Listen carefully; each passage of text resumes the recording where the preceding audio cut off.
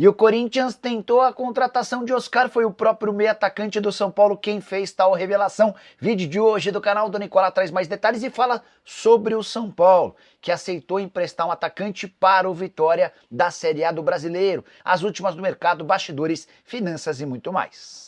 Fala aí pessoal, sou Jorge Nicola, bem-vindos a mais um vídeo do canal. Sem perder tempo, só pedir para deixar like, se inscrever no canal e ativar as notificações.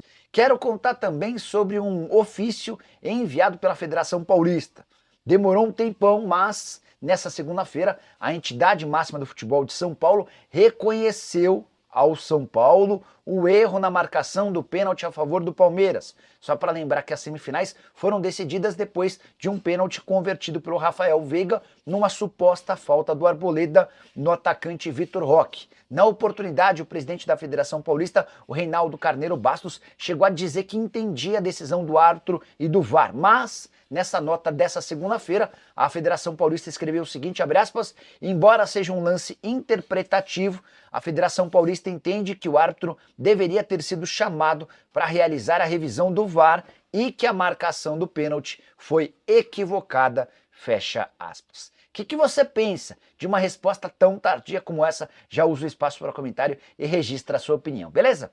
Hora de falar sobre o São Paulo, que decidiu emprestar o atacante Eric. O jogador vai atuar por empréstimo até o fim da temporada no Vitória. Haverá uma compensação financeira do Leão para o São Paulo e não tem valor de opção de compra. Se o Vitória quiser ficar com o jogador, vai precisar procurar o São Paulo no fim da temporada para tentar chegar a um acordo. Eric, que tem 27 anos de idade, já havia passado pelo Vitória nas temporadas de 18 e 2019. A avaliação dentro do São Paulo é de que o Eric não conseguiria ser protagonista e estava ocupando o espaço de atletas da base, como por exemplo o Ferreira, recentemente promovido das categorias de base. Não confundir o Ferreira, que eu me refiro, que veio da base, com o Ferreirinha, jogador contratado do Grêmio.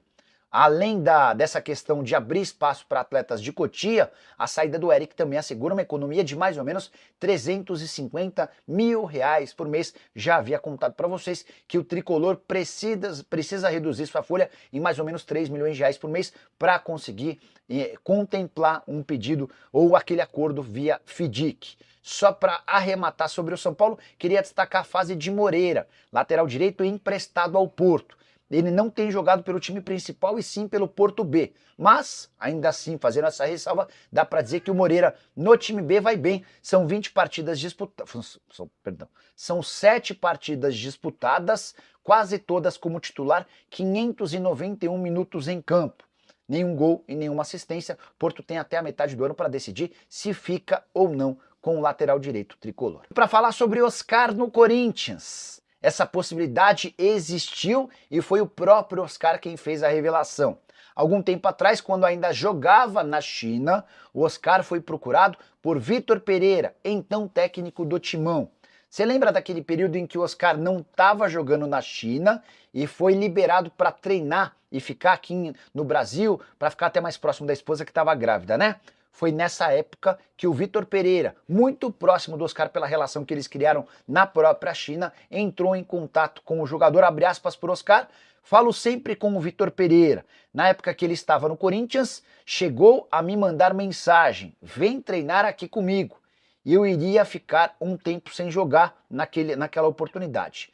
Mas não aceitei a proposta, imagina a confusão que ia dar eu treinando pelo Corinthians, fecha aspas, o Oscar super identificado com o São Paulo, embora com uma enorme rusga. Lá atrás, quando revelado pelo Tricolor, o Oscar foi via justiça para o Internacional. Isso sempre gerou muito desconforto para ele com torcedores do Tricolor. Oscar que sempre se admitiu São Paulino, até por conta do seu pai. E os filhos do Oscar também, todos são paulinos. Então o Oscar precisava reatar essa relação com o torcedor tricolor. Certamente seria um grande balde de água fria se ele fosse jogador do Corinthians. Oscar que voltou ao São Paulo, mas ainda busca participações em títulos e também em se tornar um pouquinho mais protagonista. Só para completar o noticiário do Corinthians, Timão que está há 2 dias de quebrar o 4º maior jejum de títulos de sua história. Timão não é campeão desde 2019. Está perto de completar 6 anos de fila. Para acabar de vez com essa história, basta empatar ou vencer o Palmeiras na Neoquímica Arena na próxima quinta-feira, estádio completamente lotado. perguntando nada do Magnum Bank. Alan, a previsão é de que essa inauguração aconteceria em março, mas ao que parece, mais uma vez adiada. É muito louca essa história, né? São Paulo e seu banco digital parecem sofrer de sei lá, de uma zica danada, para falar o português claro. Aquele outro parceiro comercial, o São Paulo até lança o SPFC Bank, mas ele nunca consegue disponibilizar nem sequer para o torcedor comum.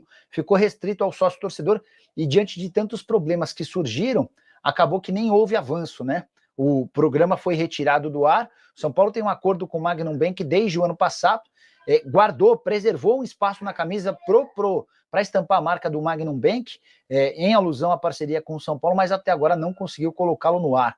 Sou uma pessoa especial, gostaria de saber se com a assinatura do Marinax, com o São Paulo na base, na próxima Copa São Paulo, a base é favorita. Mauri, não sei se o trabalho na base surtiria efeito de maneira tão rápida, né?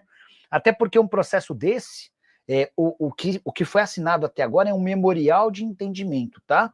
É um primeiro passo, não dá nem para dizer que é um pré-contrato, porque quando você assina um pré-contrato, em caso de rescisão ou de rompimento das partes, há um pagamento de multa. Por exemplo, você compra um apartamento, aí você assina, você dá o sinal.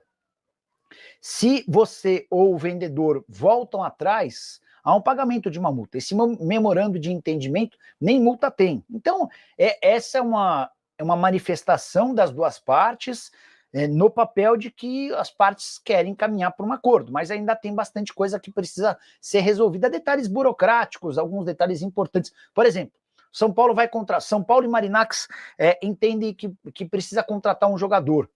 Esse jogador vai ser escolhido por quem? Vai ser escolhido pelo staff do Marinax ou pelo pessoal de São Paulo? Não, vai montar uma comissão. Essa comissão vai ter quantas pessoas do Marinax, quantas pessoas do São Paulo? E na hora de vender, pintou uma proposta do Barcelona por um craque da base do São Paulo, que chegou ao profissional.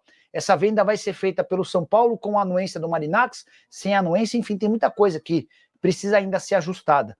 Mas a expectativa é de um acordo próximo, tá? O Marcos Alves, Nicola, você pode cravar, Zubeldia não será demitido independentemente do resultado na Libertadores ou do Brasileiro. Boa noite, Nicola, com a parceria com o Marinax, o São Paulo vai investir no Carlos Miguel, que é do Marinax. Leandro, assim, essa é uma pergunta super importante, né? O São Paulo não passa a ser um clube do Marinax, mas o São Paulo passa a ter parceria com o Nottingham Forest, com o Olympiacos e com o Rio Ave. E entre as possibilidades de acordo, tem essa troca de experiência, de profissionais, de jogadores. Às vezes um jogador que não está sendo muito útil no São Paulo, na base, ele pode ser experimentado pelo Rio Ave. Às vezes um jogador que está performando bem no São Paulo, o Marinax pode pedir preferência ao São Paulo para uma transferência no Nottingham Forest, e é uma via de mão dupla. O São Paulo tem interesse na contratação do Carlos Miguel, concorrendo com outros clubes, eu tenho certeza que o São Paulo passa a ter preferência, tá bom? Mas, repito, hoje a avaliação do São Paulo é de que Rafael e Jandrei dão conta do recado, por mais maluco que isso possa soar para você, tá bom? Nicola, com o São Paulo fechando com o Marinax, esse dinheiro que vai entrar pode ser usado para fazer alguma contratação sem ter que pôr dinheiro do próprio bolso? Pode, da base e também uma parte desses 100 milhões de dólares que vão ficar no profissional, tá bom? O Anderson José, essas informações só reforçam o meu pensamento de que o São Paulo deve mais de 1,5 bilhão de reais.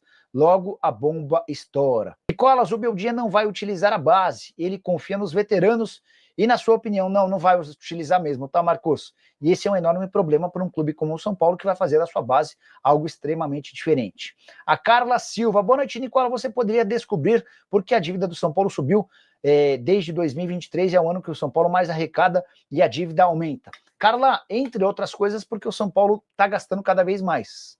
O São Paulo arrecada mais, mas ele gasta mais.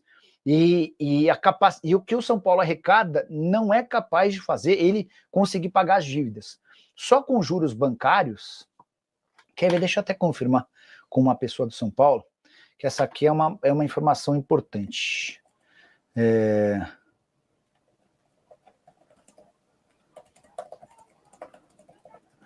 Quanto o São Paulo gastou somente com juros bancários no ano passado? Importante aqui, Mandei mensagem para uma fonte são paulina, quanto o São Paulo gastou somente com juros bancários no ano passado? Essa resposta que eu vou trazer agora, ela ajuda a entender por que o São Paulo, mesmo arrecadando mais do que em outros tempos, vê sua dívida aumentar. O São Paulo gastou somente com juros da dívida 90 milhões de reais, com juros bancários.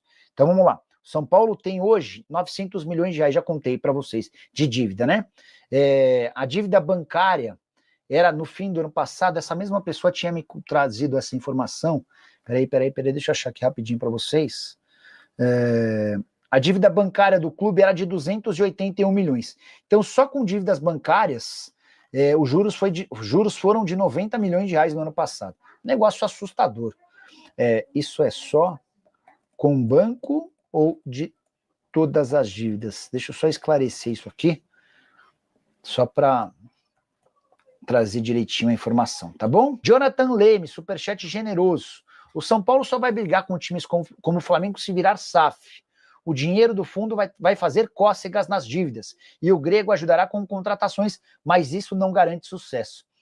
Cara, no fundo eu concordo com o Jonathan. Só para vocês entenderem, criou-se o FDIC com o objetivo de arrecadar 240 milhões, né? São Paulo já arrecadou 135, e desses 135 milhões, só 31 foram destinados para o pagamento de dívidas bancárias. Todo o restante serviu para pagar incêndio no São Paulo, com folha salarial, com direito de imagem, com compromissos que estavam vencendo do clube. Então, é natural que esses 240 milhões façam cócega mesmo. Eu acho que é bem por aí. Sobre o Marinacks, eu não consigo cravar que não vai ser sucesso. Eu acho que há uma possibilidade de esse investimento de 100 milhões de dólares na base permitir ao São Paulo ter a base mais sólida da América do Sul e, por exemplo, fazer o que o Palmeiras faz, com venda do Vitor Reis, do Estevão, do Endrick, por aí vai. Isso poderia mudar o tamanho do São Paulo. Mas a SAF era o que garantiria ao São Paulo a chance de concorrer de igual para igual com o Flamengo, com o Palmeiras, entre outros, tá? Mas há um problema legal para transformar o São Paulo numa SAF. O Estatuto do São Paulo não permite que mais do que 49% das ações do clube sejam vendidas, tá? Então, a menos que mudasse esse estatuto, não daria para alterar nisso. Vamos contar agora sobre o real valor da dívida do São Paulo. Quanto é que o tricolor deve hoje? Há quem garanta que o São Paulo já beirou 1 bilhão de reais, mas nessa segunda-feira, Márcio Carlomagno, que tem um papel de assistente especial da presidência do São Paulo, é o cara responsável pela condução, por exemplo, do FDIC e também pelas negociações com Evangelos Marinacks. O Márcio deu uma entrevista ao Arnaldo e ao Tirone, afirmando que hoje a dívida do São Paulo gira na casa dos 900 milhões de reais. O São Paulo já tem os números do balanço da temporada passada, mas eles ainda não podem ser divulgados antes de serem apresentados ao Conselho Deliberativo. De qualquer forma, com esses 900 milhões de reais, o São Paulo acaba de alcançar a maior dívida de sua história, com crescimento anual de mais ou menos 100 milhões de reais. Importante contar que o tricolor registrou mais um prejuízo pesado em 2024. E para tentar quebrar essa série de prejuízos consecutivos, uma série de alterações tem sido feitas. O FDIC, que é aquele fundo de investimentos que pretende captar para o São Paulo 240 milhões, já deu uma bela força. Até aqui foram arrecadados 135 milhões. O tricolor também pretende anunciar em breve o acordo com Evangelos Marinacks. Pela manhã eu havia contado para vocês que já existe a assinatura de um memorando de entendimento, que, embora não tenha um grande valor, nem sequer a multa para quebra desse contrato, é o primeiro passo para o acerto em definitivo com o magnata grego, que vai se tornar sócio do São Paulo nas categorias de base. Segundo Márcio Carlomagno, o objetivo nesse momento é fazer com que a dívida do São Paulo pare de crescer. Num primeiro momento que ela fique estagnada e a partir daí o São Paulo consiga ir diminuindo essa operação que é das mais caras. O FDIC foi constituído também para que o São Paulo deixe de ter um custo muito alto com dívidas. É que 2/3 da dívida a curto prazo, com vencimento em 12 meses, era com bancos. Isso trazia um enorme prejuízo mensal para o tricolor. Família, ficamos aqui com um giro de notícias do maior clube do Brasil. Estamos falando realmente do São Paulo. Se você gostou do conteúdo, chega deixando seu like e se inscreva nesse canal ativando o sininho de notificação Muito importante sua participação, né? E a gente vai ficando por aqui. Um grande abraço no seu coração, segue para mais, até o próximo vídeo. Vamos para cima, muito vamos.